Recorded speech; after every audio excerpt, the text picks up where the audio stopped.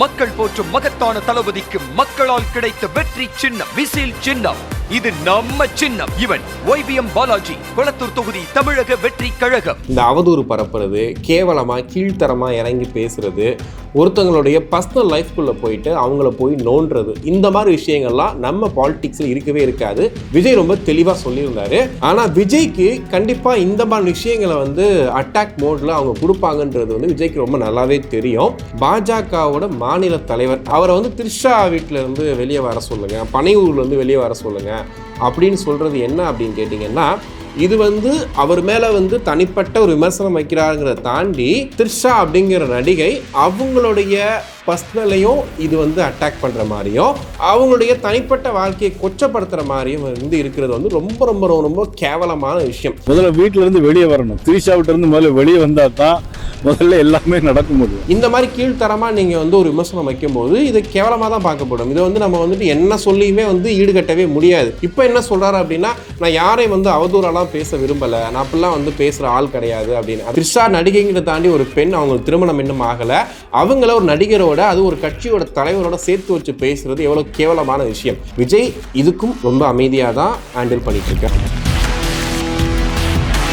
இன்னைக்கு திரிஷா அவர்களே இறங்கி ஏன்னா திரிஷா இந்த மாதிரி அவதூறுகள் பரப்பும் போதெல்லாம் அவங்க கண்டிப்பாக கண்டனமாக ஒரு அறிக்கையை கொடுத்துருவாங்க. ஸோ அந்த மாதிரி பார்த்தீங்கன்னா திரிஷா அவர்கள் இப்போ ஒரு அறிக்கையை கொடுத்துருக்காங்க. என்ன அப்படின்னா, ரொம்ப அருவருக்கத்தக்க ஒரு கருத்தை நைனா நாகேந்திரன் அவர்கள் பரப்பியிருக்காரு.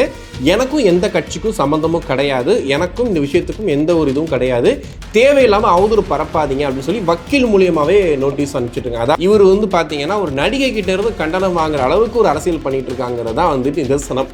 நான் வருத்தம் தெரிவிக்கிறேன், நான் இந்த விஷயத்தை சொன்னதுக்கு நான் மன்னிப்பு கேட்கிறேன் அப்படின்ற மாதிரி சொல்லிடலாம். பட் நீங்கள் சொன்ன விஷயம் எந்த அளவுக்கு பத்துக்கிட்டு எரியுது அப்படின்னா,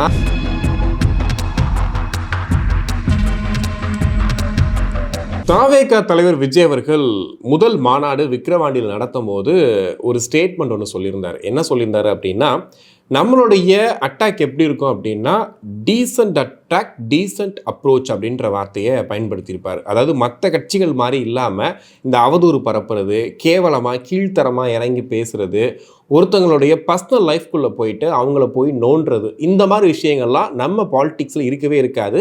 ரொம்ப டீசெண்டான அப்ரோச், டீசெண்டான அட்டாக் இருக்கும். ஒரு கொள்கை ரீதியாக எதிர்க்கிறோம் அப்படின்னா கொள்கை ரீதியாக தான் எதிர்க்கணும். அதை தாண்டி தேவையில்லாமல் பர்சனல் அட்டாக் இருக்காது அப்படிங்கிறத விஜய் ரொம்ப தெளிவாக சொல்லியிருந்தார். ஆனால் அடுத்தடுத்த மாநாடு அந்த கூட்டங்களில் பார்த்தீங்கன்னா சில இடங்களில் அப்படி பர்சனல் அட்டாக் மாதிரி போகும். ஆனால் அது எல்லாமே அரசியல் சார்ந்து தான் இருக்கும். அரசியலை தாண்டி தனிப்பட்ட முறையில் ஒருத்தங்களை பற்றி அசிங்கமாக பேசுகிறதோ, ஒருத்தங்களுடைய பர்சனல் லைஃப்குள்ளே போய் என்ட்ரு ஆகுறதோ பண்ணவே இல்லை. ஆனால் விஜய்க்கு கண்டிப்பாக இந்த மாதிரி விஷயங்களை அட்டாக் மோடில் அவங்க கொடுப்பாங்கன்றது விஜய்க்கு ரொம்ப நல்லாவே தெரியும். நம்மளும் அதை தான் எதிர்பார்த்து காத்திருந்தோம். இப்போ என்ன ஆயிருக்கு அப்படின்னு பார்த்தீங்கன்னா, விஜய் அவர்களை ஏதோ இந்த டீ கடையில் இல்லை யாரோ ஒருத்தங்க சும்மா அந்த ரோட்டில் போகிறவங்க பேசும்போது சொல்லுவாங்க, ஒரு நடிகர் அப்படின்னா நடிகையோட ஒரு கனெக்ஷன் இருக்காதா அப்படின்னு பேசியிருந்தா அது 10ல் 11 அந்த ரோட்டில் டீ கடையில் இந்த போகிறவங்க பேசுகிறாங்கன்ட்டு போயிடலாம். ஆனால் பாஜகவோட மாநில தலைவர், அதாவது மத்தியில் ஆளக்கூடிய ஒரு பெரிய கட்சி, அந்த கட்சியோட வரலாறு பார்த்தீங்கன்னா கிட்டத்தட்ட 200-300 ஆண்டுகளுக்கு முன்னாடி, அது சொல்லவே முடியாது. RSS பிள்ளைங்களாம் எடுத்தோம்னா எத்தனையோ ஆண்டுகளுக்கு முன்னாடி ஒரு பாரம்பரியத்தின் உச்சம் அப்படின்னு சொல்லிக்குவாங்க. அப்படிப்பட்ட கட்சியில் இருக்கக்கூடிய ஒரு பாஜகவோட ஒரு தலைவர் நைனா நாகேந்திரன் அவர்கள் என்ன சொல்கிறார் அப்படின்னா, ஒரு பேட்டியில் விஜய் பற்றி ஒரு கேள்வி கேட்குறாங்க. கேட்டால் அதுக்கு என்ன பதில் சொல்லணும்னா, கொள்கை ரீதியாக எங்களை எதிரியாக சொல்லியிருக்காரு, அவர் அரசியல் ரீதியாக சில விஷயங்களை முன்னெடுக்கணும், இதெல்லாம் அவர் நோட் பண்ணணும், கேள்வி கேட்டாரா, விஜய் அவர்கள் என்ன பண்ணிகிட்டு இருக்காரு அப்படின்னு சொல்லிட்டு ஒரு அரசியல் ரீதியாக விமர்சனம் பண்ணுறது ரொம்ப ஒரு எளிமையான விஷயம். அது ரொம்ப சாதாரணமாக நம்ம தமிழக அரசியலில் பார்த்துட்ருக்கோம். ஆனால் அதை தாண்டி அவரை திரிஷா வீட்டிலேருந்து வெளியே வர சொல்லுங்கள், பனையூர்லேருந்து வெளியே வர சொல்லுங்கள் அப்படின்னு சொல்கிறது என்ன அப்படின்னு கேட்டிங்கன்னா, இது அவர் மேலே தனிப்பட்ட ஒரு விமர்சனம் வைக்கிறாருங்கிறத தாண்டி திரிஷா அப்படிங்கிற நடிகை அவங்களுடைய பர்சனலையும் இது அட்டாக் பண்ணுற மாதிரியும், ஒரு பெண்ணென்று பார்க்காம அவங்கள அட்டாக் பண்ணி அவங்களுடைய தனிப்பட்ட வாழ்க்கையை கொச்சப்படுத்துகிற மாதிரியும் இருக்கிறது ரொம்ப ரொம்ப ரொம்ப கேவலமான விஷயம். இதை நம்ம எப்படி பார்த்தாலுமே அவர் பாஜகவோட மாநில தலைவர், அவரை பற்றிலாம் பேசக்கூடாது, அவர் எவ்வளோ கண்ணியம் கட்டுப்பாடு இருக்காங்க அப்படிங்கிற மாதிரிலாம் பேசினாலுமே இந்த மாதிரி கீழ்த்தரமாக நீங்கள் வந்து ஒரு விமர்சனம் வைக்கும்போது இது கேவலமாக தான் பார்க்கப்படும். இதை வந்து நம்ம வந்துட்டு என்ன சொல்லியுமே வந்து ஈடுகட்டவே முடியாது. இப்போ என்ன சொல்கிறாரு அப்படின்னா, நான் யாரையும் வந்து அவதூறாலாம் பேச விரும்பலை, நான் அப்படிலாம் வந்து பேசுகிற ஆள் கிடையாது அப்படின்னு. அதாவது ஒரு நடிகர் கட்சியை ஆரம்பிச்சிருக்கிறாரு, அதை வந்து நம்ம சீண்டவே இல்லை, அதை வந்து ஒரு பெரிய பொருட்டாகவே நான் நினைக்கல, அதனால் வந்து நான் போகிற போக்கில் வந்துட்டு அசால்ட்டாக ஒன்று சொல்லிட்டு போயிடுவேன் அப்படின்னு சொன்னால் இதுக்கு பின்னாடி என்னென்ன விஷயங்களுக்குன்னு யோசிக்க வேண்டாமா? த்ரிஷா நடிகைங்கிறத தாண்டி ஒரு பெண், அவங்களுக்கு திருமணம் இன்னும் ஆகலை, அவங்கள ஒரு நடிகரோட அது ஒரு கட்சியோட தலைவரோட சேர்த்து வச்சு பேசுகிறது எவ்வளோ கேவலமான விஷயம். அப்படி நீங்கள் வந்து பேசுகிறீங்க அப்படின்னா உங்களுடைய கட்சியோட வரலாறை கொஞ்சம் பின்னாடி போய் பார்க்கலாம். அதாவது உங்கள் கட்சியில் இருந்த பல நடிகைகள், ஏன் பெண்கள் அப்படி வச்சுக்கலாம், நடிகை கூட வேணாம், பெண்கள் வெளியில் வந்து என்னென்ன சொன்னாங்கன்றது ஞாபகம் இருக்கா? உங்கள் கட்சியில் கட்சி அலுவலகத்துக்குள்ளே எங்களுக்கு வந்துட்டு பாதுகாப்பு இல்லைன்னு சொன்னாங்க. இத்தனைக்கும் நீங்கள் மகளிர் அணி, மகளிருக்குள்ளே கூட ஒரு அணி கூட வச்சு இதெல்லாம் பண்ணிகிட்டு இருந்தீங்க. அப்படி பாதுகாப்பு இல்லைன்னு சொல்லி நிறைய குற்றச்சாட்டுகள் வந்துச்சு. அப்படிலாம் வந்து இருக்கும்போது உங்கள் மகளிர் அணிலே பார்த்தீங்கன்னா முக்கியமாக வளர்மதி மேம்லாம் பார்த்தீங்கன்னா அவ்வளோ விஷயங்களை வந்து பெண்களுக்காக, பெண் விடுதலைக்காக, பெண்களுக்கு இருக்கக்கூடிய அநீதிக்காக பேசுகிறாங்க. அப்படிலாம் கட்சியில் ஒருத்தங்களை வச்சுக்கிட்டு நீங்கள் அசால்ட்டாக போகிற போக்கில் ஒன்று சொல்ல முடியும் அப்படின்னா இது என்ன மாதிரி அரசியல்? ஒரு நாகரிகமான அரசியல் எடுத்து கொண்டு போயிட்டுருக்கோம் அப்படின்னு சொல்லிட்டு தான் எல்லா இடங்கள்லையும் நீங்கள் வந்துட்டு பிரச்சாரம் பண்ணிகிட்டு இருக்கீங்க. அப்படி இருக்கும்போது இப்படி போகிற போக்கில் ஒரு விஷயத்தை பண்ணிட்டு போகிறது வந்து நியாயமா அப்படிங்கிறதா வந்து ஒரு பெரிய பேசுபொருளாக இருந்துச்சு. ஆனால் தாவேகா தரப்புல இருந்து எந்த எதிர்வினையுமே வரல. விஜய் அவர்கள் ஏதாவது சொல்லுவார், அவர் அமைதியை வந்து கலைப்பார் அப்படிங்கிற மாதிரிலாம் பேசிகிட்டு இருக்கும்போது விஜய் இதுக்கும் ரொம்ப அமைதியாக தான் ஹேண்டில் பண்ணிட்டு இருக்காரு. ஆனால் அவர் கூட இருக்கக்கூடிய அந்த ஸ்போக் பர்சன்ஸ் இருப்பாங்க இல்லையா அந்த கட்சியில், அவங்க இதற்கான பதிலை வந்து கொடுத்துட்ருக்காங்க. அதாவது நயனா நாகேந்திரன் த்ரிஷாவை தாண்டி ஒரு கவுன்சிலர் கூட கிடையாது உங்கள் கட்சியில், நீங்களாம் வந்து பேசலாமா அப்படின்னும் போது பாஜக என்னமோ வந்து ஒரு 200 தொகுதி ஜெயித்த மாதிரியும், இங்கே தமிழ்நாட்டில் வந்து அவங்க தான் வந்து ஒரு கிங் மேக்கராகவும் கிங்காக இருக்க மாதிரியும் நினச்சிக்கிட்டே அவர் வாழ்ந்துட்டு இருக்காரு போல். ஸோ அவர் வந்து திரும்ப தாவேகா கட்சியை சொல்கிறார். இது வந்து பார்த்தீங்கன்னா தாவேகாக்கு சப்போர்ட் பண்ணியோ பிஜேபி வந்து இங்கே இவ்வளோ பண்ணல அப்படிங்கிறதெல்லாம் தாண்டி ஒரு தனிப்பட்ட விமர்சனம் வைக்கும்போது அதில் கண்டிப்பாக கொஞ்சமாச்சும் லாஜிக் இருக்கணும். கொஞ்சமாச்சும் வந்துட்டு என்ன சொல்கிறது, ஒரு அரசியல் ரீதியாக வந்து பார்க்குறாங்க அப்படின்னா இன்றைக்கி எல்லாருமே அரசியல் செய்திகளை பார்க்க ஆரம்பிச்சிட்டாங்க, கட்சி ரீதியான செய்திகளை பார்க்க ஆரம்பிச்சிட்டாங்க. இன்றைக்கி நீங்கள் சொன்னதுக்கு அப்புறமா அந்த விஷயம் இன்ஸ்டாவில் பல முறை வந்து பகிரப்படுது. அதுலேயும் குறிப்பிட்டு சில சேனல்ஸ் வந்து அதை வந்து குறிப்பிட்டு அந்த டைட்டில்லாம் பார்த்தீங்கன்னா ரொம்ப கொடூரமாக வச்சு அதை பரப்புகிறாங்க. அப்படின்னும் போது யங்ஸ்டர்ஸ் மத்தியில் என்ன ஒரு மைண்ட் செட் ஆகும், அது என்ன மாதிரியான விஷயத்தை கொண்டு போகும்? அதாவது குடும்பத்தை பார்க்கணும் விஜய், குடும்பத்தை ஃபஸ்ட்டு நீங்கள் சரி கட்டிட்டு அப்புறமா வாங்க அப்படின்னா ஒரு தேர்ட், அதாவது ஒரு கட்சியில் தேர்டாக ஃபோர்த்தாக இருக்கக்கூடியவங்க பேசக்கூடிய விஷயத்த கூட வந்து பேசக்கூடாது.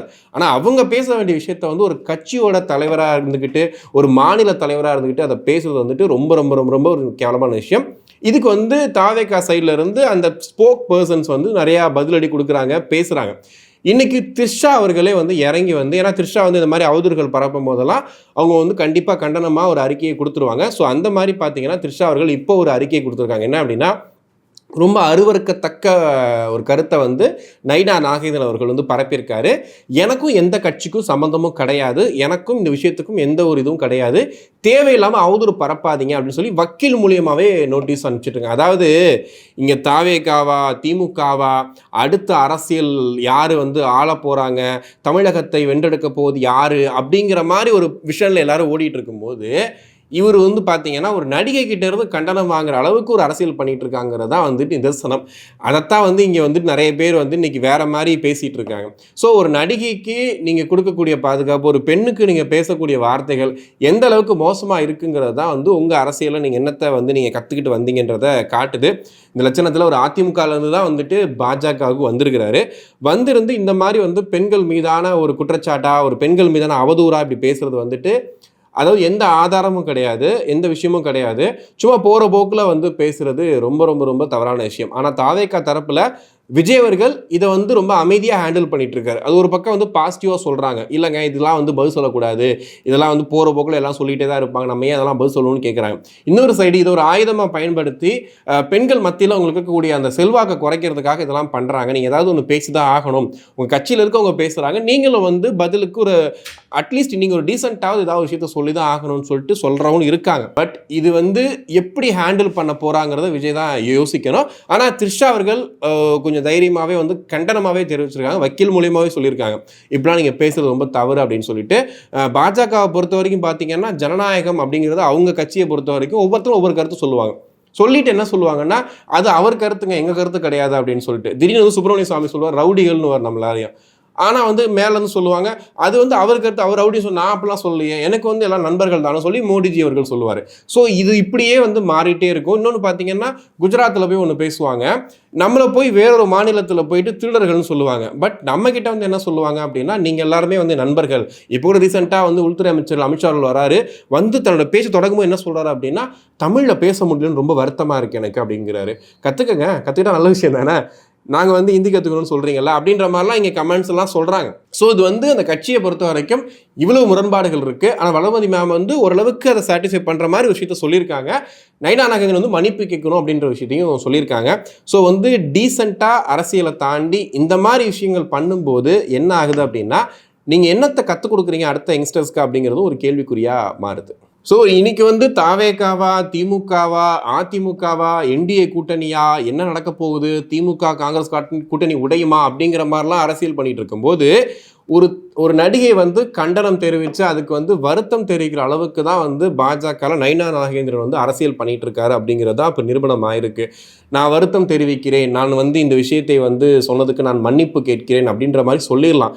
பட் நீங்கள் சொன்ன விஷயம் எந்த அளவுக்கு பத்துக்கிட்டு எரியுது அப்படின்னா இப்போ விஜய்க்கு ஆப்போசிட்டாக பேசிகிட்டு இருக்கவங்க, அந்த கட்சிக்கு எதிராக பேசிகிட்டு இருக்கவங்களுக்கு ஒரு தீனி போட்ட மாதிரி ஆகிப்போச்சு. அவங்க பார்த்தீங்களா இந்த மாதிரிலாம் பண்ணுறாங்க, குறிப்பாக நம்ம சன் நியூஸ்க்கெலாம் வந்துட்டு ரொம்ப ஜாலியாக ஆகிப்போச்சு, வாங்க சொல்லுங்கள் நைனா நாகேந்திரன் சொல்லுங்கள் இன்னொன்று 2 போடுங்க அப்படின்ற மாதிரி அவங்க வந்து த்ரிஷா விஜய் ஃபோட்டோலாம் எடுத்து வச்சு போட்டுக்கிட்டு அந்த கார்டுலேயே வன்மத்தை கக்குறாங்களாம். அந்த மாதிரிலாம் வந்து பண்ணிகிட்டு இருக்காங்க. ஸோ இது என்ன ஆகும் அப்படின்னா அரசியல் ரீதியாக ஒரு எதிர்கருத்து சொல்கிறாங்கன்னா அது அரசியல் ரீதியாக எதிர்க்கணும். அதை தாண்டி வந்து பர்சனலாக அட்டாக் பண்ணிவிட்டு அப்புறமா நான் வந்து வருத்தம் தெரிவிக்கிறேன் சாரி அப்படின்னும் போது இன்றைக்கி எப்படி பார்த்தாலும் பார்த்தீங்கன்னா த்ரிஷா கண்டனம் தெரிவித்ததுக்காகத்தான் வந்து இவர் வந்து வருத்தம் தெரிவித்தாருன்னு சொல்லிட்டு உங்கள் இமேஜும் கீழே இறங்க தான் செய்யும். ஸோ அரசியல் அப்படின்றது வந்துட்டு ஒரு நல்ல விஷயம், அடுத்த தலைமுறைக்கு வந்து நல்ல விஷயத்தை கொண்டு போய் சேர்க்கணும், இனிமையாவது வந்து அரசியலை வந்து எல்லாரும் பேசணும், இளைஞர்களும் பேசணும் அப்படின்ற மாதிரி தான் வந்து அடுத்த கட்டத்துக்கு கொண்டு போகிறதுக்காக தான் அவங்களை ஒரு தலைவராக கொண்டு வந்து வச்சிருக்கிறாங்க, அதாவது பாஜக மாநில தலைவராக. ஸோ நீங்கள் அண்ணாமலையை சமாளிக்கிற வேலையை மட்டும் கொஞ்சம் கரெக்டாக பண்ணுங்கள், உங்கள் கட்சி ஆட்டோமேட்டிக்காக வளரும். மக்கள் போற்றும் மகத்தான தளபதிக்கு மக்களால் கிடைத்த வெற்றி சின்னம் விசில் சின்னம். இது நம்ம சின்னம். இவன் YBM பாலாஜி, கொளத்தூர் தொகுதி தமிழக வெற்றி கழகம்.